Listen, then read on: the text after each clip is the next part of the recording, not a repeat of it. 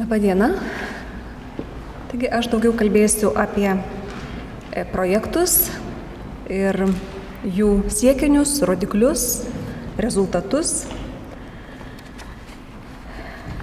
Lietuvos mokslo taryba Lietuvos nacionalinės lituanistikos plėtros 2009-2015 metų kontekste vykdo projektą duomenų bazė lituanistika, kurios pagrindinis tikslas per visus tuos metus iš esmės nepakito. Tai yra tarptautinės mokslinės duomenų bazės lituanistika kūrimas, kurie kaupia ir skleidžia patikrintą kokybišką informaciją apie Lietuvoje ir pasaulyje atliekamus lituanistinius mokslinius tyrimus. Tų mokslo tyrimų objektas yra humanitarinių ir socialinių mokslų tyrimai, kurių apie Lietuvos valstybę, visuomenę, kultūrą, lietuvių tautą, kalbą, raidą ir dabartį. Tačiau kiekviename projekte, kuriant duomenų bazę, buvo tam tikri specifiniai akcentai, sprendžiami specifiniai uždaviniai. Taigi pirmajame projekte, kuris truko iki 2008 metų, dėmesys buvo sutelktas į mokslinį duomenų bazės tikslų, uždavinių ir rengimo principų pagrindimą, informacinės sistemos pasirinkimą, nustatymų įdiegimą ir taip pat pradinio turinio formavimui. Antrajame projekte buvo pagrindinis dėmesys sutelktas į mokslininkų ir kitų tyrėjų gebėjimų stiprinimą, informacinės sistemos tobulinimą ir pradėta kurti personalijų duomenų bazę. Šiuo metu jau pusantrų metų yra vykdomas trečiasis projektas, tai yra Europos socialinio fondo agentūros projektas, žmogiškųjų išteklių plėtros veiksmų programoje, tyrėjų gebėjimo stiprinimas ir mokslininkų ir kitų tyrėjų kvalifikacijos kompetencijų tobulinimas priemonėje. Šį projektą vykdo Lietuvos mokslo taryba su partneriais, Lietuvos akademinių bibliotekų direktorių asociacija ir Lietuvos mokslinių bibliotekų asociacija. Projekto trukmė iki 2014 rugsėjo mėnesio. Trečiojo projekto tikslus ir uždavinius galėčiau vardinti labai trumpai trimis žodžiais, kurie ir be konteksto būtų labai aiškus. Tai yra, mūsų siekis yra gebėjimai, kokybė ir sklaida. Ir kaip matote iš pateiktų tikslų ir uždavinių, iš tikrųjų to yra ir siekiama. Tai yra užtikrinti patenkančių kūrinių mokslinę kokybę, tai yra kokybinis aspektas, užtikrinti duomenų apie lituanistikos tyrimus išsamumą, integralumą, tarptautiškumą, surinkti visus tekstus. Tai irgi taip pat yra duomenų bazės kokybės aspektas. Visiškai nauja veikla ir sukurtas naujas modulis, tai yra citavimo indeksas, kuris leidžia taikyti bibliometrinius metodus, nustatant lituanistikos publikacijų ir citavimo indeksų tarpusavio sąryšius. Tai yra taip pat duomenų bazės kokybės aspektas.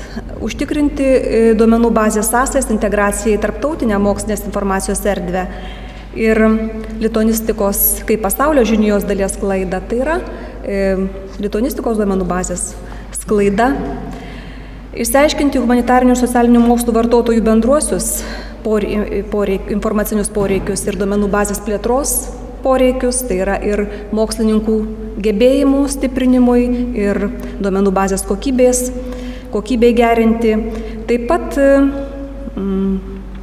ugdyti tyrėjų ir studentų elektroninės informacijos valdymo kompetencijas, tai yra gebėjimų stiprinimas ir užtikrinti duomenų bazės legalumą ir tęstinumą, tai yra duomenų bazės irgi kokybės aspektas. Šiame projekto etape mes apsibrėžėme pagrindinius duomenų lituanistikos tyrimų duomenų paieškos šaltinius, kurie prasideda nuo Lietuvos spaudos privalomojo egzemplioriaus peržiūros, nuo bibliotekų fondų, katalogų, nacionalinės bibliografijos duomenų banko peržiūra, iki prenumeruojamų duomenų bazių ir kitų informacijos išteklių. Šiame darbe pasikvietėme dalyvauti profesionalius bibliografus iš daugelio Lietuvos universitetų ir kitų mokslo institucijų, beveik iš 13 universitetų. Tai mums padeda garantuoti duomenų bazės išsamumą. Lituanistikos duomenų bazės sandarą galima būtų pateikti kaip labai sudėtingą schemą, tačiau aš pabandžiau nupiešti labai paprastai, kad būtų galima įsivaizduoti, kokie sudėdamieji komponentai yra lituanistikos duomenų bazės. Taigi, matome rinkinį lituanistika, tai yra objektą, lituanistikos objektą ir kokybės kriterijus atitinkantys kūrinių aprašai. Ir visa LDB arba mes dar nesame išrinkę tinkamo pavadinimo arba pateikti į duomenų bazę kūriniai, tai yra tie, kurie naujai surasti informacijos ištekliuose arba kurie dar neekspertuoti, kurie išekspertuoti arba kurie neigiamai išekspertuoti. Visatekščių dokumentų rinkinys yra kaupiamas sudarius licenzinės sutartis su leidėjais ir tokiu būdu mes galime archyvuoti skaitmeninės kopijas ir pateikti vartotojams. Taip pat kitas visatekščių dokumentų įsigijimo būdas tai yra tekstai internete ir į juos pateikiamos nuorodos. Citavimų rinkinys, tai yra duomenų bazėje yra aprašomi kituose kūriniai, yra aprašoma citavimo informacija, tai yra naudotos literatūros sąrašų informacija ir ši informacija yra unikali, nes Lietuvoje nėra daugiau duomenų bazių, kurios rinktų šią informaciją. Personalijų duomenų bazėje yra renkama informacija apie humanitarinių ir socialinių mokslų mokslininkus. Ir ekspertavimo rinkinys, jau kalbėjo apie tai gan plačiai profesorė Rūta Marcinkevičienė, taip pat eina kalba apie ekspertavimo duomenis ir apie eksportavimo technologinius dalykus, apie kuriuos taip pat bus dar kalbama. Ir kokie rodikliai? Kairėje pusėje parodyta rodikliai, iš kokių rinkinių imami rodikliai. Ir matome, kad lituanistikos duomenų bazėje yra sukaupta beveik 44 000 dokumentų, iš kurių į lituanistikos rinkinį yra patekę apie 31 000.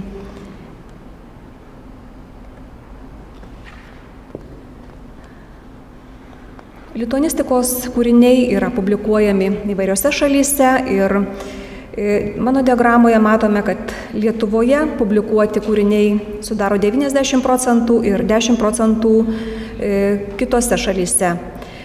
Kairėje pusėje diagramoje matome, kokiose šalyse yra publikuojami lituanistikos kūriniai ir yra aprašyti mūsų duomenų bazėje. Tai yra daugiausia Lenkijoje, Amerikoje, Latvijoje, Vokietijoje, Rusijoje. Kalbinių požiūrių daugiausia duomenų bazėje yra kūrinių lietuvių kalba 79% ir 21% yra kitomis kalbomis. 14% yra anglų kalba, rusų, lenkų, vokiečių ir kitomis kalbomis. Svarbi duomenų bazės veikla yra santraukų rengimas. Iš 32 000, beveik 31 000 lituanistikos rinkinyje esančių publikacijų, kaip matome, beveik 26 000 parengta santraukų lietuvių kalba ir 22 000 anglų kalba. Santraukos yra rengiamos trimis atvejais. Tai dažniausiai mokslo žurnaluose pateikiamos santraukos viena kalba. Mūsų duomenų bazė yra tarptautinė ir mes jas pateikiame tiek lietuvių, tiek anglų kalbomis. Todėl rengiamos santraukos anglų kalba. Taip pat santraukos gali būti rengiamos tuo met, kai jos neigiamai vertina ekspertai, arba dar vienas atvejis, kuomet jos yra per ilgos.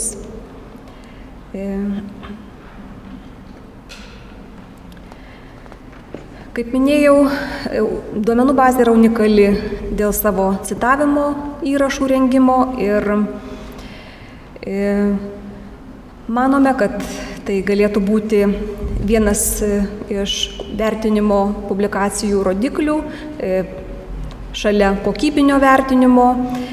Ir šiuo metu duomenų bazėje yra sukaupta beveik 300 000 citavimo įrašų. Tai yra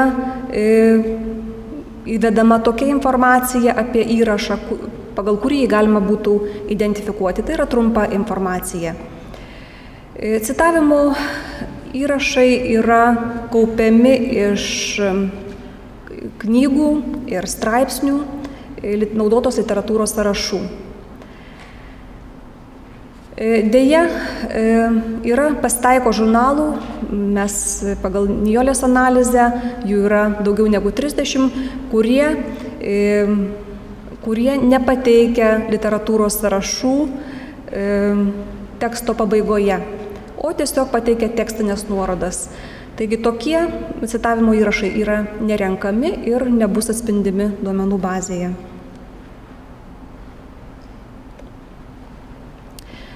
Lituanistikos duomenų bazės siekiamybė yra atvirosios prieigos duomenų bazė. Šiuo metu duomenų bazėje yra per 16 000 visų teksto dokumentų. Ir šie dokumentai yra sukaupti pasirašius licenzinę sutartis su 117 leidėjų ir žurnalų redkolegijų iš 13 institucijų. Beveik 3000 visų tekstų dokumentų yra interneto nuorodos. Iš visų lituanistikos duomenų bazės esančių kūrinių visateksčiai sudaro 61%. Lituanistikos duomenų bazė, visatekstė duomenų bazė galės vadintis tuomet, kai bus surinkta 75% visatekščių dokumentų laisvai prieinamų vartotojams. Atviroji prieiga prie lituanistikos tyrimų yra labai svarbi vien dėl duomenų bazės objekto ir taip pat dėl mokslo lituanistikos sklaidos, kuris skatina dalinimas informaciją, tarptautinį ir tarpdisciplininį bendradarbiavimą, didina bendrų projektų ir tyrimų galimybės. Taip pat tiek mokslininkams, tiek Lietuvos visuomeniai ir užsienio besidomintiems nereikia dar kartą mokėti už prieigą prie tyrimo, kuris yra finansuotas iš mokesčių mokėtojų lėšų. Tyrimais yra nustatyta, kad atvirai prieinamas tekstas yra cituojamas 3 kartus dažniau. Tuo pačiu mokslininkas yra labiau matomas, labiau žinomas ir taip pat cituojamas. Šiuo metu yra 2 sąsajos, per kurias galima atlikti paieškas, apie jas plačiau pakomentuos vėliau ir pademonstruota, kaip paprasta atverti visą teksto dokumentą. Taip pat lituanistikos duomenų bazė yra pateikta registracija į atviros prieigos pasaulio talpyklų registrą, ir kuris specialiu protokolu pateikia, platina informaciją į tokias žinomas informacinės sistemas kaip Google Scholar, Base ir kitas. Humanitarinių socialinių mokslų duomenų bazė, personalijų duomenų bazė, pradėta kurti praeitame projekto etape ir šiame projekto etape mes šią veiklą tęsiame. Ir svarbu yra tai, kad humanitarinių socialinių mokslininkų informacija yra pateikiama jau ne tik lietuvių, bet ir anglų kalba. Na, dar viena veikla yra ekspertavimas, apie kurią buvo daug kalbėta ir ateityje bus kalbama. Ir profesorė Rūta demonstravo šios skaičius, tai tuomet nebekomentuosiu. Na ir pats naujausias duomenų bazės pasiekimas, nauji vartai į pasaulį, tai yra naujasis portalas, kuris yra lietuvių ir anglų kalba sąsajos pateikiamos, sukurtas lituanistikos logo, kuriame dalyvavo visa projekto bendruomenė ir ekspertų bendruomenė. Naujas dizainas, sukelta ir sena informacija, ir iš esmės atnaujinta informacija. Taip pat mūsų tikslas buvo labai aiškiai išskirti paieškos langą duomenų bazėje, pateikti rodikles. Taip pat tinklalapyje galima naudoti Saityno 2 technologijas ir prenumeruoti naujienas ir teikti komentarus ir daugelį kitų galimybių, kurias suteikia Žiniatinklio 2 technologijos. Be abejo, dar ne viskas veikia iki galo, tačiau ateityje šis portalas bus tobulinamas toliau.